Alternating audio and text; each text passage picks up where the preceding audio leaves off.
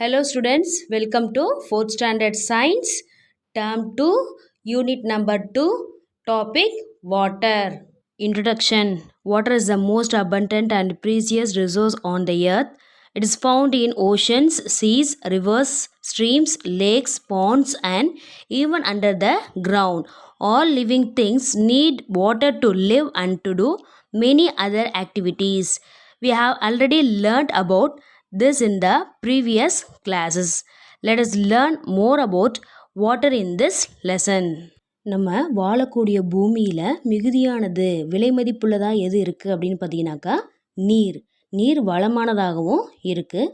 பெருங்கடல்கள், கடல்கள், ஆறுகள், நீரோடைகள், ஏரிகள், குளங்கள் இது எல்லாற்றிலும் நீர் காணப்படுது. பூமிக்கடியிலையும் நீர் இருக்குது.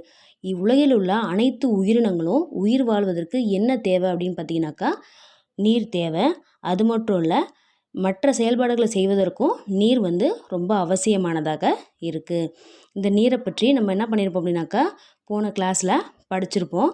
இப்போ இந்த பாடத்தில் நீரை பற்றி நம்ம மேலும் அதிக அளவில் தெரிஞ்சுக்க போகிறோம்.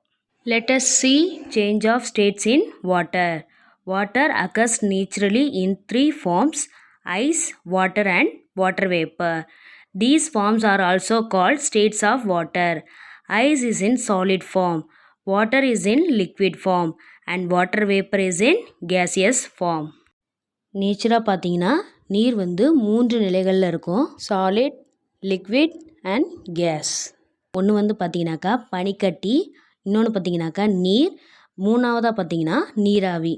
அதாவது இங்கிலீஷில் ice, water and water vapour அப்படின்னு சொல்கிறோம். இந்த 3 நிலைகளுமே எப்படி இருக்குது அப்படின்னு பார்த்தீங்கன்னாக்கா ஐஸ் திண்ம நிலையில் இருக்கும், அதாவது திடமான நிலையில் இருக்கக்கூடியதாக இருக்கும். அதனால் அதை என்னன்னு சொல்கிறோம் அப்படின்னாக்கா சாலிட் ஃபார்ம் அப்படின்னு சொல்கிறோம்.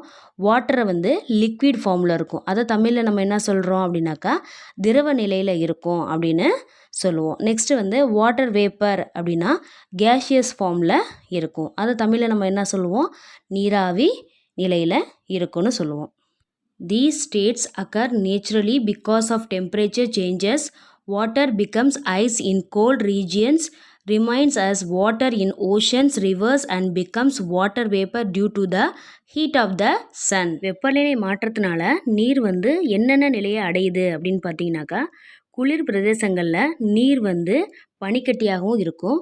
கடல் மற்றும் ஆறுகளில் திரவமாக, அதாவது லிக்விட் ஸ்டேட்டில் இருக்கும். சூரிய வெளிச்சத்தினால நீர் ஆவியாகி போகுது இல்லையா, அந்த மாதிரி மாற்றங்கள்லாம் ஏற்படுது. Next, solid state. Ice is a solid form of water. At temperature below 0 degrees Celsius, water becomes ice.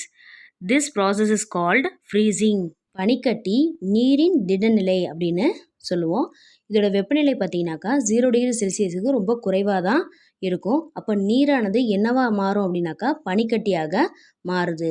அப்போ இதுக்கு என்ன பேர் அப்படின்னு பார்த்தீங்கன்னாக்கா உறைதல் அப்படின்னு சொல்லுவோம். அதை தான் நம்ம இங்கிலீஷில் ஃப்ரீசிங் அப்படின்னு சொல்கிறோம். Liquid state.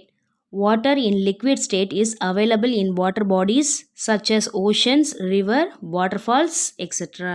பெருங்கடல்கள், ஆறுகள், அருவிகள் இது போன்ற இடங்களில் நீர்நிலைகள் எப்படி இருக்கும் அப்படின்னாக்கா திரவ நிலையில் காணப்படும். Next, gaseous state. Water becomes water vapor as the temperature increases due to heat. Heating forms a white mist of extremely small water droplets in the air known as water vapor. வெப்பநிலை அதிகரிக்கிறதுனால நீர் நீராவியாக மாறுது. இந்த நீராவியானது நீர் துளிகளான வெண்மை நிற பனியை போல தோற்றுவிக்கிறதுனால இது என்ன நம்மன்னு சொல்கிறோம் நீராவி அப்படின்னு சொல்கிறோம்.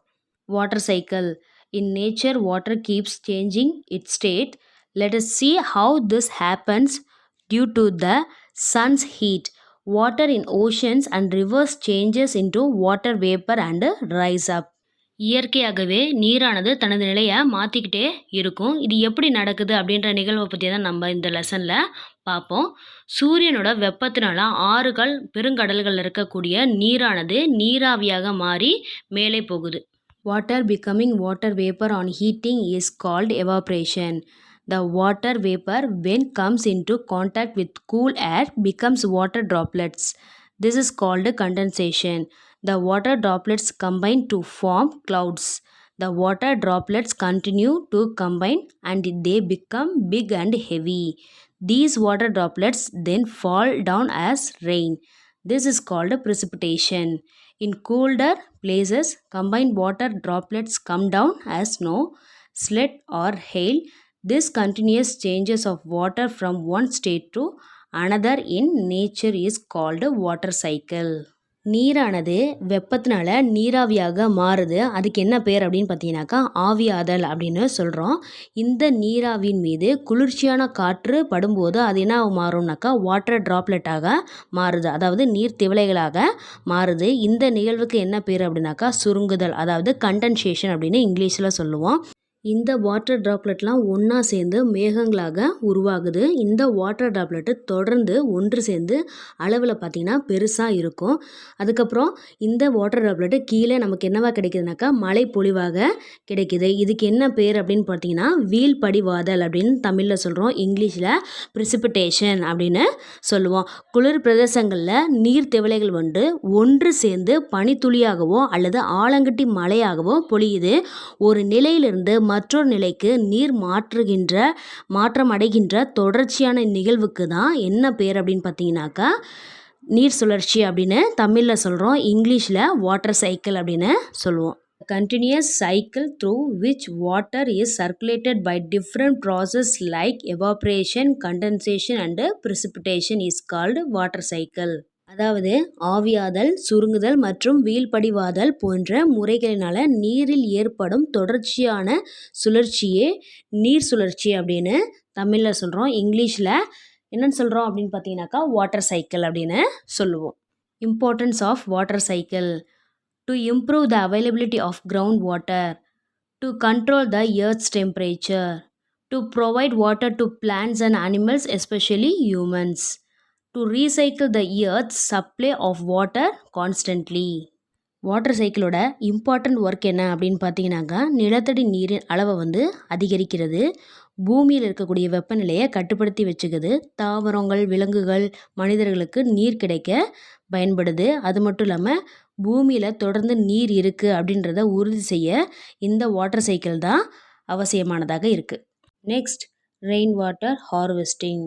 Rainwater harvesting is the process of collecting and storing rainwater for future use. Rainwater can be collected in nature reservoirs or artificial tanks. Rooftop harvesting is also a type of rainwater harvesting. The rainwater on the top of the building is collected and passed into the ground through pipes. Water passing through the pipes enters the pit, which consists of gravels and coarse sand. As it passes, impurities are filtered and stored as groundwater. மழைநீர் சேகரிப்பு அப்படின்னு தமிழில் சொல்லுவோம். எதிர்கால பயன்பாட்டிற்காக மழைநீரை சேகரித்து சேமித்து வைக்கும் முறைக்கு தான் என்னென்னு பேர் அப்படின்னு பார்த்தீங்கன்னா மழைநீர் சேகரிப்பு அப்படின்னு பெயர் சொல்லுவோம். இயற்கையான நீர்நிலைகள் அல்லது செயற்கையான தொட்டியில் மழைநீரானது சேகரிக்கப்படுது. கட்டடங்களில் மேற்கூரையிலிருந்து மழைநீரை சேகரிப்பது ஒரு வகையான மழைநீர் சேகரிப்பு அப்படின்னு சொல்லுவோம். மேற்கூரையிலிருந்து மழைநீரானது குழாய்களுக்கு வழியாக பூமிக்குள்ளே செலுத்தப்படுது. இந்த நீரானது குழாயின் வழியாக கற்களாகவும் பெருமணலாகவும் நிரப்பப்பட்டுள்ள குழிகளுக்குள்ளே செல்லுது.